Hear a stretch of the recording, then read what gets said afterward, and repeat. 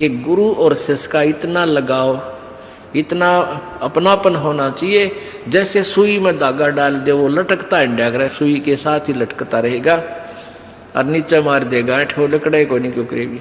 तो ऐसे अपना लगाओ अपने सच्चे गुरु में इत लगा लो। तो ये हुआ गुरु शिष्य का प्रेम, गुरु शिष्य का जो आपस में संबंध। जब हम यहां से जाएंगे तो आपकी यहां से मृत्यु होगी तो आपको गुरुजी ही इतना लगाव होना चाहिए गुरुदेव में कि हमने जो कुछ नहीं चाहिए, परमात्मा गुरुजी आज्ञा पाओ मेरे। तो वो फिर ऐसे आप सीधे वहीं पहुंच जाओगे जहां आशा था वासा हुई। तो अब जैसे गुरु और शिष्य का ऐसे लगाव होना चाहिए जो सुई में डोरा रे, तो ऐसे कहा कि फिर शब्द गुरु चित चेला रे। जो मंत्र गुरु जी ने आपको दे दिया वो तो तेरा शब्द, और इस चित्त ने, इस मन ने उस शब्द जो मंत्र दे रखा है उसका चेला बना दे। इस मन को उस मंत्र का, इस सुरत शब्द समावे। तेरी सुरती, तेरी मन, तेरी आत्मा उस दिए हुए मंत्र के साथ ऐसे चिपकी रहे, ऐसा ध्यान रखे, इतना उसका सेवन करे जो सुई में डोरा रे। यानी ऐसे सुरत और शब्द इसको बोलते हैं। जो गुरुजी ने मंत्र आप दिया है उसके साथ इस मन को इतना जोड़ दे जैसे गुरु और चेले का प्यार हो। तो अब कहते हैं सुर कहे कबीर सुनो भी साधो, अब शब्द गुरु चित चेला रे। गुरु और शिष्य का जो लगाव है ऐसा ही इस मन को इस मंत्र के साथ ऐसा लगाव लगा, यानी एक पल बीच न दूर ना हो दे। होले सुहागण सुरता त्यार मालिक गुर जाना है हेतु तो। होले सुहागण सुरता त्यार है तेरा सुन शिखर बरतार मालिक गिर जाना। ये सुबह आपको सुना दिया था, अब रह रहकर इसका विश्लेषण कर रहे हैं। अब नित्यानंद जी, ये तो कबीर जी का अमाणी जो आगे आपको सुनाई जा रही है। इससे पहले संतों शरण लाग के सुरत शब्द समाह, संख असंकों को से तेरे पिया का देश, और एक पलक में पाइए ले सतगुरु उपदेश। ये ठीक है कि एक पलक में पाइए ले सतगुरु उपदेश। अब 16 शंख कोश की दूरी पर सतलोक है पाताल लोक से, और पूरे संत से नाम लेने के बाद फिर देर नहीं लगे मालिक पाने की। लेकिन आपके अंदर आपके हृदय में ऐसी श्रद्धा मर्यादा अंतिम श्वास तक बनी रहे। सुन सलहली सैल है गगन मंडल के माँ, और प्रेम बिना पावे नहीं चाहे कोट समाधि ला। जब तक आपका प्यार मालिक नहीं उमड़ेगा इतना भगवान मिले नहीं। और वर्क डन मिलेगा, किया कर्म अवश्य मिलेगा। जो साधना आप कर रहे हो, भक्ति कर रहे हो, दान कर रहे हो, ये मिल अवश्य, ये जरूर मिल जाएगा, लेकिन मालिक नहीं मिल पाओगा जब तक प्यार नहीं उमड़ेगा। अब कैसे प्यार कैसे उमड़ेगा भाई? जैसे सूरज के आगे बदरा ऐसे कर्म सयारे। भाई प्रेम की पवन करे चित मंजन, फिर जल के तेज नयारे। क्या बताते हैं परमेश्वर गरीबदास जी महाराज परमेश्वर को पाने की कैसी विधि बताते हैं कि जैसे सूरज के आगे बदरा ऐसे कर्म छयारे। हमारे पाप कर्मों की छाया आत्मा और परमात्मा के बीच में ऐसे होगी जैसे सूरज के सामने घनघोर घटा छा जाती है। वो घटा, फिर वो बादल कैसे वहां से दूर होते हैं। तेज हवा चलती है तो बादलों को तितर बितर कर देती है, और सूर्य का प्रकाश फिर ज्यों का तुम समक्ष होता है। तो ऐसे कहते हैं कि हम आत्मा और परमात्मा के बीच में जो पाप कर्म रूपी जो बादल हैं उनको कैसे दूर फेंका जाए, कैसे छांटा जाए, कैसे खत्म किया जाए। जैसे सूरज के आगे बदरा ऐसे कर्म छयारे, प्रेम की पवन करे चितवंजन झलक तेज नयारे। प्रेम की पवन, इन पाप कर्मों को काटने का, इनके हटने का क्या लक्षण होता है। आपको यहाँ बुलाया जाता है, ज्ञान सुनाया जाता है, आप जी को मंत्र दिए जाते हैं, आप जी को प्रेरित करके आपके हाथों से 2 पैसे दान करवाए जाते हैं, दंडवत प्रणाम कराई जाती है। इस सब का उद्देश्य है कि आपका हृदय इतना विनम्र हो कि परमात्मा की चर्चा चल की आंखों से आंसू की धारा बह जा, दरिया बह निकले, चर्चा चले एकांत में बैठ के या कहीं चर्चा चले दाता की, रह रह कर आंखों में आंसू आने लग जाएंगे। जब मालिक की चर्चा चलेगी तो समझो आपके पाप कर्मों के बादल कटन लागे। जैसे सूरज के आगे बदरा ऐसे कर्म छयारे, ये प्रेम की पवन करे चितमंजन फिर झलक तेज नयारे। तो यहां नित्यानंद जी भी इसी का समर्थन कर रहे हैं। सुन सलैली गैल है गगन मंडल के मां, बिना प्रेम पावे नहीं चे करोड़ समाधि ला। और जब तक मालिक में प्यार नहीं होगा, उसकी चर्चा सुनते ही आत्मा में ये झड़ नहीं लगेगा आंसुओं का, तो तब तक बात काची रह रही है आपकी। लेकिन होगा, अभ्यास बढ़ाओ, मालिक की भक्ति करो, ज्ञान सुनो, और अवश्य होगा। यही प्रोसीजर है। किसी के घने बादल हैं, किसी के थोड़े घने हैं, वह भी इसी तरीके से हटेंगे, हवा चलती रहेगी, धीरे धीरे उनको इधर उधर कर दी।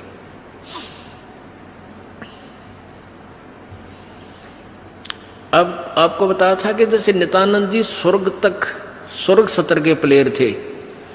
अब जैसे डिस्ट्रिक्ट लेवल पर यानी जिला स्तर पर बच्चे खिलाड़ी खेल खेलते हैं, नियम वही होते हैं उनकी एक ही जैसे, और जो राज्य स्तर पर खेलते हैं उनके भी नियम वही होते हैं, लेकिन लाभ गणा होता है।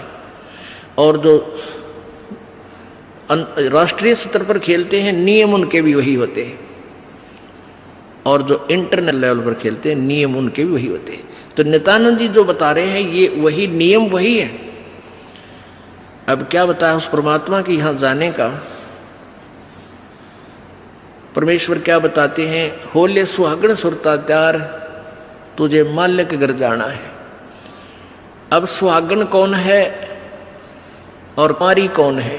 जिन आत्माओं को पूर्ण परमात्मा संत से प्रभु का नाम नहीं मिला तो वो तो कुंवारी है, और जिनको परमात्मा का नाम मिल गया उनकी सगाई होगी परमात्मा से, गुरु बिचौले ने उनकी सगाई करवा दी। अब जिनको परमात्मा का नाम मिल गया तो आपकी सगाई होगी उस मालिक से, पूर्ण परमात्मा से, और गुरु बिचौले ने आपका यू नाता जोड़ दिया। तो इसलिए कहा कि होले सुहागण सुरता त्यार, जो उपदेशी आत्माएं हैं वो सुहागण हैं, और जिन्हें नाम नहीं लिया है वो अभी कुंवारी है। और जो सुहागण होगी जिसकी सगाई हो जाएगी तो वह इंतजार वही आशा कर सकती है पिया के घर जाने की। कुंवारी का भी कोई ऊद सूद नहीं होती, लेकिन तरीका यही है पिया के घर जाने का, उनको भी सगाई करवानी पड़ेगी, नाम लेना पड़ेगा, गुरु बनाना पड़ेगा। तो उन सुहागन आत्माओं को, उपदेशी आत्माओं को परमात्मा कहते हैं होले सुहागन सुरता त्यार तन मालिक घर जाना है। अब तुझे वहां जाने का तेरा काम बन गया, यानी स्टार्ट हो गया ये प्रोसीजर। ब्याह भी होगा, सगाई हुई है तो ब्याह भी होगा, ब्याह होगा तो फिर सारा काम होगा, पति के घर भी जाएंगे। तो हम स्टार्ट कर चुके हैं, हमारा काम शुरू हो गया।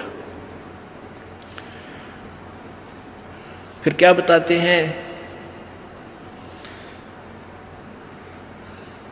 होल सुहागण सुरता त्यार तुझे मालिक घर जाना है, तेरा सुन शिखर बरतार। सुन शिखर यानी शिखर माने चोटी में, सुन माने सब जहां कोई और नहीं, केवल वही एक मालिक और उसका लोक है। सबसे टॉप मोस्ट प्लेस पे वहां तेरा पति, तेरा भरतार, तेरा मालिक है। सतलोक में सत्य पुरुष है। वहां क्या बताते हैं, रंग महल में रास बिलास अपार है, चलो सकी उस देश सुकंत हमार है। उस रंग महल में सारे ठाठ बाट हैं सतलोक के अंदर, और चलो सखी वहाँ अपना वो मालिक पति है, वो अपना कंत है, अपना प्रभु स्वामी मालिक है, उस लोक में चलो। नहले धोले ओढ़ पैर लेकर 16 सिंगार, आज नहीं ते तड़के परसों तेरे आवेंगे लड़ियार। अब नहाना क्या है, धोना क्या है, इस सत्संग रूपी दरिया में, गंगा में अपने अंतःकरण के मैल साफ करे। ओढ़ पैर ले, यहां क्या ओढ़ना है, क्या पहनना है, कौन से आभूषण है कि साधु जैसा भाव आपके अंतःकरण का दिखे, भक्ता के से लक्षण हो, ये तरह ओढ़ना है। और सील, संतोष, विवेक, दया भाव है, ये इस प्रकार के 16 तरह आभूषण है जो एक जैसे लड़कियां वैसे ही उदाहरण देने पड़ते हैं उन्हीं के आधार से। लड़कियां शादी जब हो जाती है तो आभूषण पहनती हैं इसलिए कि तू अपने पति को अच्छी लगेगी। तो परमात्मा हमारा पति है, वो हम उसको कैसे अच्छे लगेंगे जब हमारे ये आभूषण होंगे, नम्रता होगी, दया होगी, शील, संतोष, विवेक से हम चलेंगे, किसी की आत्मा नहीं दुखावेंगे, हैं, दान धर्म करेंगे, सेवा करेंगे, तो तब उस मालिक को हम अच्छे लगेंगे, पसंद होंगे, तब वो हमें स्वीकार करेगा। और सुमन, ध्यान, भक्ति, ये पांचों यज्ञ करके अपनी कमाई करके अपना दहेज बना ले। फिर क्या बताते हैं, आज नहीं तो तड़के परसों, या अब तेरा कभी ना कभी जाने का समय अवश्य आएगा। तेरे साथ की कितनी जाली तो क्यों लारी वार, और बिया खेलत न जन्म खो दिया लाया नहीं विचार। पहले हम बालक से थे, आजकल तो वो सारा छूट गया प्रोसीजर, तो मॉडर्न सिस्टम हो गया, बालक खेल भी गेला, कंप्यूटर तो खेल रहे हैं। पहले क्या था, हम छोटे छोटे बालक थे, उस समय जैसे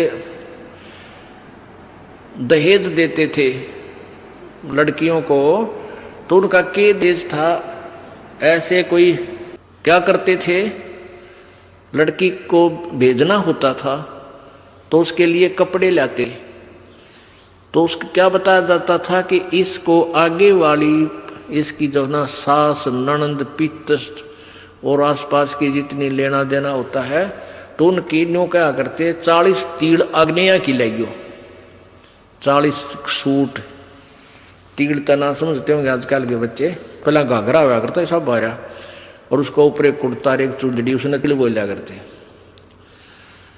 तो न्यों क्या करते, ये 40, और पहले दिखा करते उसको भेजने से पहले लड़की को, गांव की औरतें आती थी गीत गाती हुई, और वो देखा करती, ये 40 तगलियां की हैं, ये 20 पछलियां की हैं, ये फलानियां की हैं, ये छोरी के हैं, ये दूसरे ससुरे की हैं, तो ऐसे बताते थे। तो वो छोटी लड़कियां होती थी ना, छोटी छोटी, पहले स्कूल स्काल को जाता नहीं था, वो अपने में टाइम पास कराया करती, कहता गोबर बिटोड़ा करती ना, फिर वो छोटी होती तो क्या करती थी, वो छोटे छोटे टुकड़े कपड़े सिलने के बाद दर्जियों पास हो जाते थे, उन इकट्ठे कर लेती, और उनके ऐसी सतह बनता करके, और 40 तन्यारी गिणका दगाल लेती, एक गठड़ी बांध कर उसमें, और 20 न्यारी धर लेती, न्यों का, और एक गुड़िया बना लेती, एक खिलौना बना लेती, एक गुड़िया सी खिलौने की स्त्री सी, और उस गुड़िया ने फिर गेला गुड़िया ने बांध देती गिठड़ी में, ये इसकी तीड़ अगलियां की, ये पछलियां की,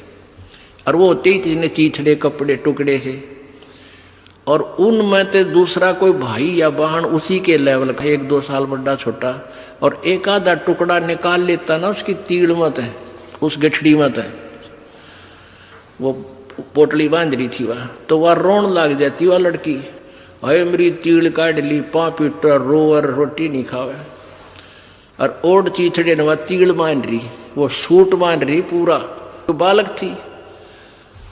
और जब उस बेटी वाली लड़की बड़ी हो जाती है, युवा हो जाती है, और फिर उसका ब्याह हो जाता है, उसकी शादी हो जाती है, विवाह हो जाता है, फिर उसको वो ओरिजिनल तिल मिल रहा है, वास्तविक तिल मिल रहे हैं, उसने वो सूट मिल लेंगे 10-20 जो भी उसके होते थे, तो फिर वह गुडिया लाना खेला है, क्योंकि वह सैनी होगी, वो मैच्योर होगी।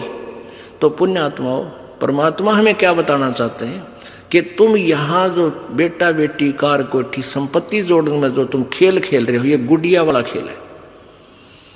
और जब आप इतने मैच्योर हो जाओगे, आपका ज्ञान इतना स्वस्थ हो जाएगा, आपको ये पता लग जाएगा कि ये सब नकली सांग है, झूठा सुख है, अस्थायी टेम्परेरी रिलेशन है हमारा यहाँ पर, और हमारा स्थान सतलोक में है।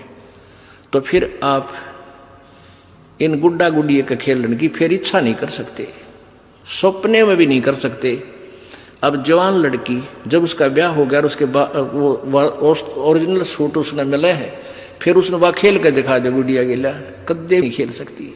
तो आपको जब ये रह कर ये ज्ञान इसलिए सुनाया जाता कि आपका इन गुड्डा गुडिया के खेल से मन हट जा, आप इतने मैच्योर हो जाओ, आपको वास्तविकता का पता लग जावे।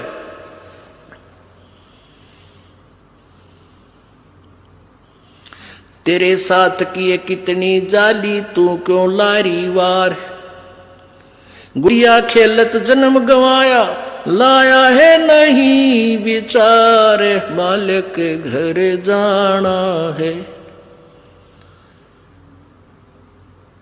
कितने ते गुड़िया खेल खेल जन्म खो दिया अपना सारा, ये कार कोठी बेटा बेटियां की जोड़ तोड़ में लगा रहा। अब उस सच्चाई से परिचित हो, फिर पुनः इन गुड़िया से नहीं खेलेंगे। अब तो चलो हैं, अब का जावे कहाँ, फिर भक्ति से ज्ञान से और कुछ ही समय दिनों में ऐसा समाधान आपका प्रभु कर देगा। बालक बच्चे भी आपके भगवान से डरने वाले, महात्मा की भक्ति करने वाले होंगे, और कुछ दिनों में आपको फ्री कर देगा प्रभु। अब भक्ति करें, बच्चे इतने बुद्धिमान समझदार हो जाएंगे, भगवान से डरने वाले होंगे कि भी माता पिता ने अपना पूरा काम कर दिया, अभी इनको डिस्टर्ब ना करो। और वो परमात्मा से विश्वास करने वाले होंगे कि भी हमारा किया हमें मालिक जरूर देगा। तो इस प्रकार आपको फिर यहां से निकालने का एक सुअवसर परमात्मा देगा, और तभी आपका मोक्ष संभव है। तो ये परमात्मा ही करवाएगा, अपने इसके चरणों में पड़ा रहना है। कैसे? द्वार धनी के पड़ा रहे, धक्के धनी के खावे, 100 काल चकजोल ही पर द्वार छोड़ ना जावे। इसका यही तरीका फार्मूला बताया है कि अपने सच्चे सतगुरु के द्वार से दूर नहीं हो जा। चाहे कितना झटके पटके काल दे, आपको छोटी मोटी हानि भी होती दी होने दे, कोई वो भी मालिक की रजा है, उसमें आपके ना ही होने में आपका हित होगा, ये सत्य मान लेना। तो फिर आपने हर पहलू को अपनाना होगा कि राज्य क्रमता राम की रजा धरे जो शीस, दास गरीब दरस परस तीन बैठे जगदीश। कच्चा हीरा कृच हुए नहीं सह गण भार, और ऐसा मन ये हो रहा वहां लेख ले करता रहे। एक हीरे की परख करने का क्या तरीका बताया है? एहरन के ऊपर एक लोहे का ऐसा थंब बसा हुआ धरती में गाड़ रखा हो, इतना ऊपर, वो 8 बाई 8 इंच चौड़ा उसका ऊपर का सरफेस होता है, और ऊपर तक घन इतना बारा 2 दड़ी पक्के का लोहे का डंडे में पर, और उसको न्यू मारा करें। एहरन के ऊपर लोहे के उस एहरन पर रखकर लोहे के उस पटड़े से पर हीरा रख दिया जाता है, और ऊपर से घन ठोका जाता है, और हीरे का निशान भी नहीं होता, वो पक्का है। और जब वो कच्चा है तो क्रच हो जाएगा, उसमें निशान पड़ जाएगा, टूट फूट जाएगा। तो कहते परमात्मा तुम्हारा वहां ऐसे परीक्षा लेगा, आपको यहां से पार करने के लिए ऐसे घण मार के देखेगा। कच्चा हीरा कर्च हुए नहीं सह घण भार, नहीं सह घण मार, और ऐसा मन यू हो रहे जहां फिर लेखा ले करता रहे। तो परमात्मा बताते हैं कि समझा है तो सिर दर पाओ, बहुर नहीं रे ऐसा दाओ। बोलो सतगुरुदेव।